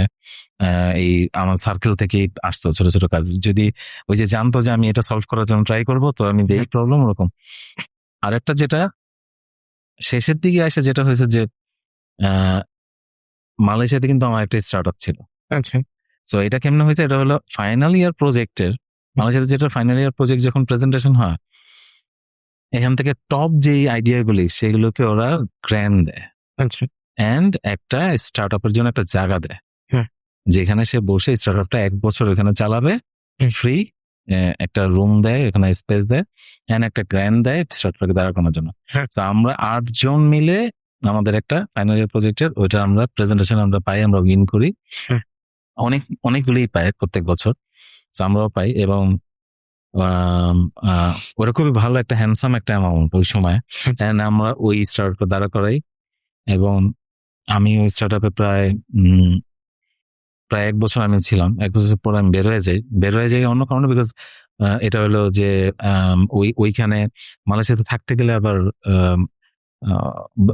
ওইখানে কিন্তু পিআর বা এইসব রুলস এগুলি নাই।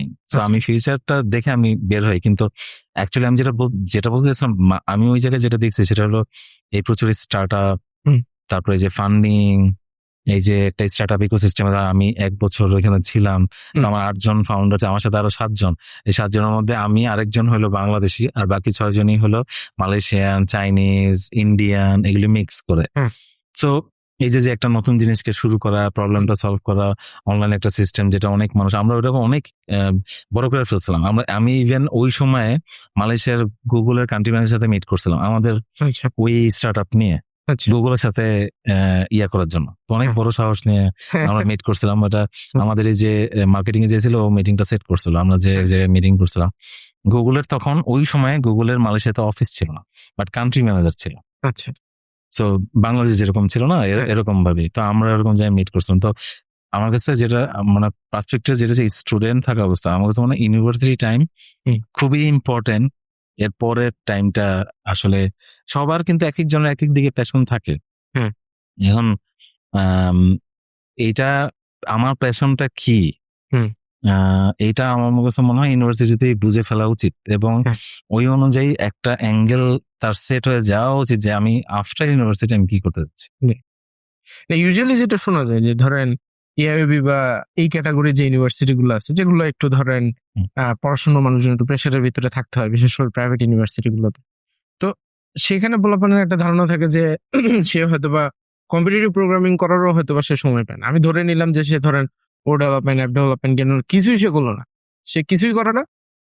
আবার তার মনে হয় যে সে পড়াশোনার এত প্রেশারে থাকে যে সে হচ্ছে কম্পিটিটিভ প্রোগ্রামিং করতে পারে না। বাট এই গ্রুপ অফ স্টুডেন্টের আপনি সংখ্যা একটু বেশি, এবং ওদের যদি আপনি একাডেমিক রেজাল্টের দিকে তাকান, ওই রেজাল্ট অত সুবিধাজনক জায়গায় থাকে। হুম।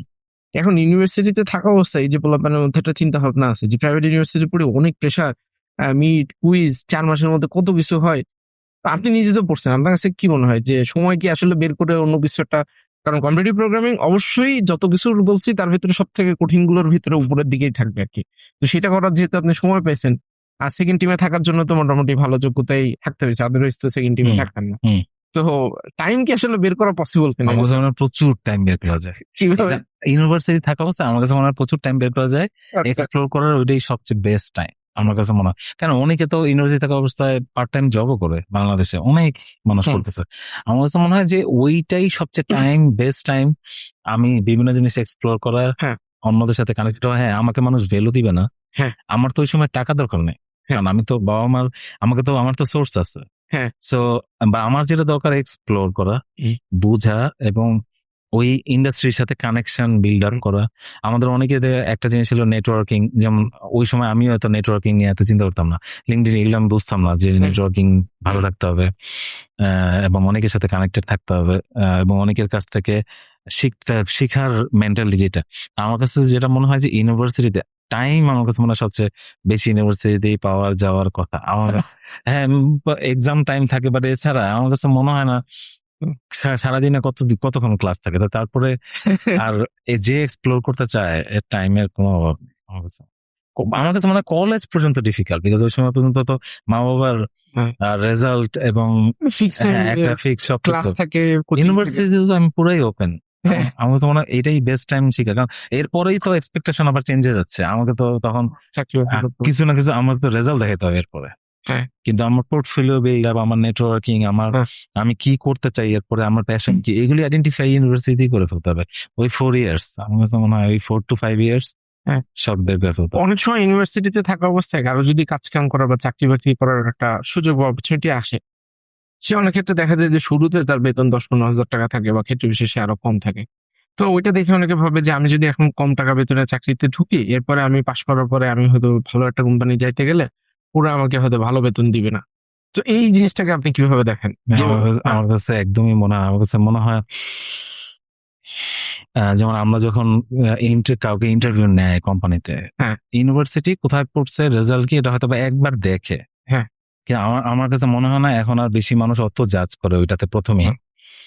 প্রথমেই দেখে ওর এক্সপিরিয়েন্স কি। তো নর্মালি যারা ফ্রেশার মাত্র বেড়েছে ওরা কি দেয়, ইউনিভার্সিটিতে যে কিছু কাজ করে না টিচারের সাথে, ওগুলো কিন্তু কোনোটাই প্রফেশনাল প্রজেক্ট না। ওগুলো আমি যে আমার ফ্রেন্ডের সাথে মিলে ওই যে একটা কিছু প্রজেক্ট করতে হয়, একটাও অনলাইনেও থাকে না, ওই লিঙ্কডিন থাকে কিন্তু কোনোটাই কাজের থাকে না। কিন্তু ও আর আরেকটা ছেলে যে ইউনিভার্সিটি থাকা অবস্থায় অনেক সাথে কানেক্টেড হয়েছে, ছোট ছোট কাজও করছে অথবা ফ্রিল্যান্সিং করছে।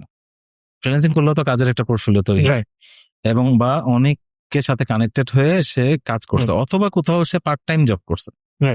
আমার কাছে মনে হয় না ও কত টাকা পাইছে এটা ইম্পর্টেন্ট, কিন্তু ওর যে এক্সপিরিয়েন্স হয়েছে ওইটা দিয়ে, ওইটাকেই যে ফ্রেশার যখন কেউ কোনো কোম্পানি নেবে সবচেয়ে বেশি ভ্যালু ওইটাকেই দিবে। এবং আরেকটা জিনিস এখানে আছে, সেটা হলো যখন কেউ দেখে যে ইউনিভার্সিটি থাকা অবস্থায় সে পড়াশোনাও করছে, শেষ করছে, আবার কোথাও সে পার্ট টাইম জব করছে, আমরা সে অনেক স্ট্রাগল মানে অনেক কষ্ট করছে, এই যে হার্ড ওয়ার্কিং পারসন, এই যে তার যে মেন্টালিটিটা, এটাকে ভ্যালু দিবে। আমার কাছে মনে হয় যে সে যে পড়াশোনার পাশাপাশি তার যে একটা স্কিল বিল্ড আপ করার চেষ্টা করছে, সে একটা কোম্পানিতে ছিল, হুম। অথবা সে পার্ট টাইম করুক অথবা ফ্রিল্যান্সার হিসেবে কাজ করছে অথবা কোনো কোম্পানিতে সে কাজ করছে, এটার ভ্যালুটা মানুষ দেখবে ডিফারেন্টলি এভাবে যে তার মানে ওর কাজে ওর অনেক ইচ্ছা আছে, ও হার্ড ওয়ার্কার, ও এক্সপ্লোর করা ট্রাই করছে, সাথে ইউনিভার্সিটিও শেষ করছে। এটা তো নর্মাল আরেকজন যে এটা করে নাই তার থেকে তো সে বেশি। Right.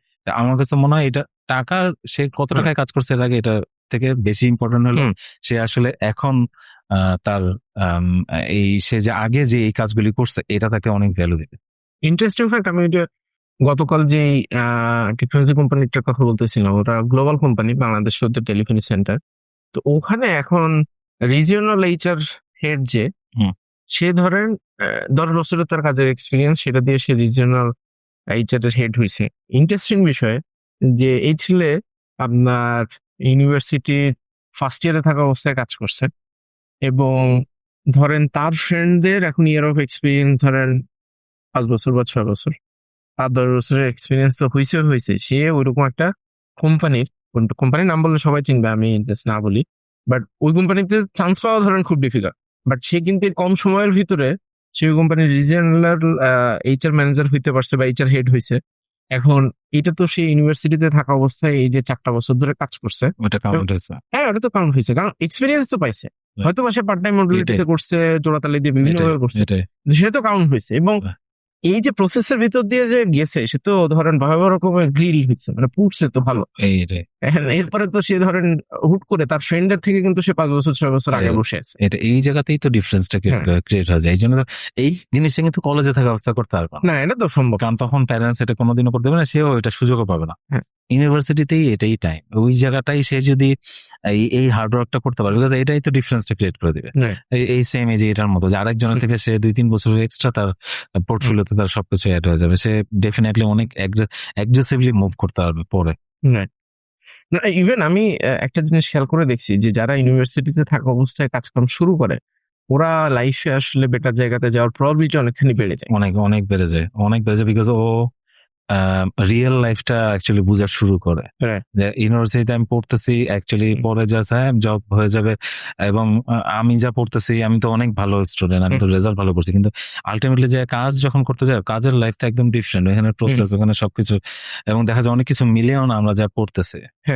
তো যখন সে ইউনিভার্সিটি থাকা অবস্থায় সে কাজ করতে থাকে, তখন তার প্র্যাকটিক্যাল নলেজটা অনেক এনরিচ হয়, এবং ওইটা তাকে পরবর্তীতে ইউনিভার্সিটি শেষ করার পর তাকে বিশাল অ্যাডভান্টেজ দেয়, বিকজ অন্য কর্পোরেট তো বুঝতেছে যে ও তো এক হলো ওর লাইফ নিয়ে ওর সেন্স অনেক বেটার, ও ট্রাই করছে অনেক কিছু, এবং সে ইউনিভার্সিটিতেও শেষ করছে, এবং সে তার কাজের এক্সপিরিয়েন্স আছে, ভ্যালু ডেফিনেটলি অন্যদের থেকে বেশি হবে।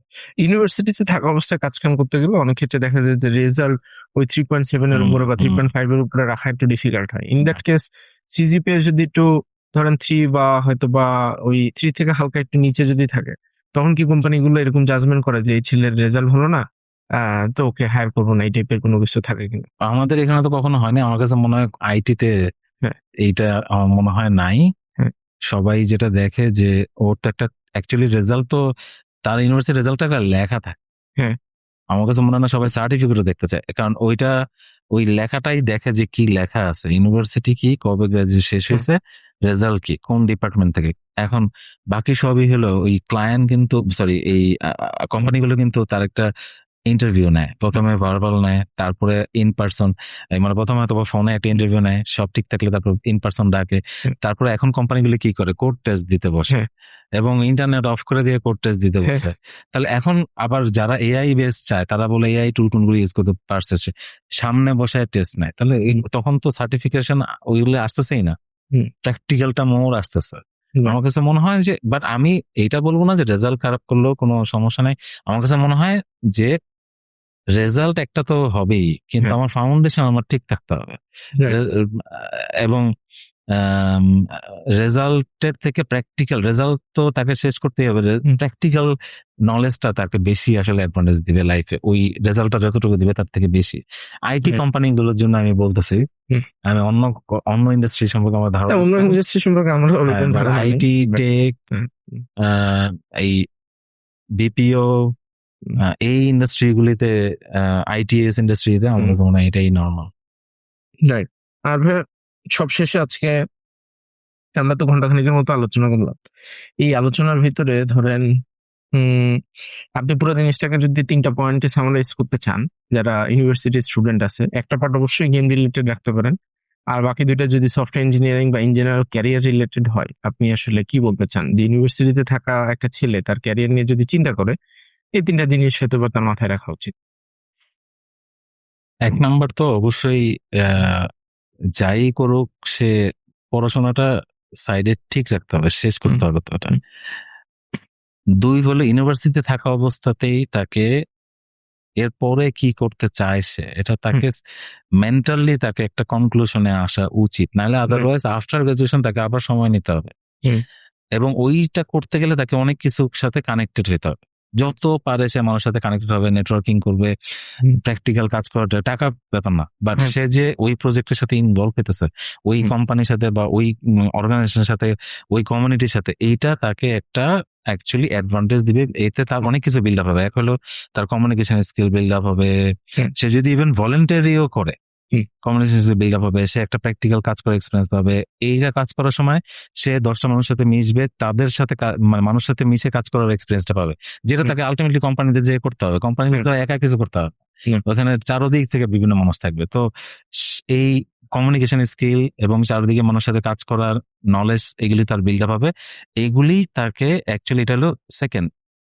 এবং যেটা থার্ড যেটা, সেটা হলো যখন সে বের হয়ে যাচ্ছে তার আগেই তার নেটওয়ার্কিং, তার সবকিছু এই এবং সফট স্কিল এই পরিমাণ থাকবে যে বের হওয়ার আগেই সে জানতেছে যে আমি কি করব, কোন দিকে যাব। বের হওয়ার পরে তাকে ওই জায়গাগুলিতেই ফুললি ফোকাস দিয়ে ঢোকার চেষ্টা করতে হবে।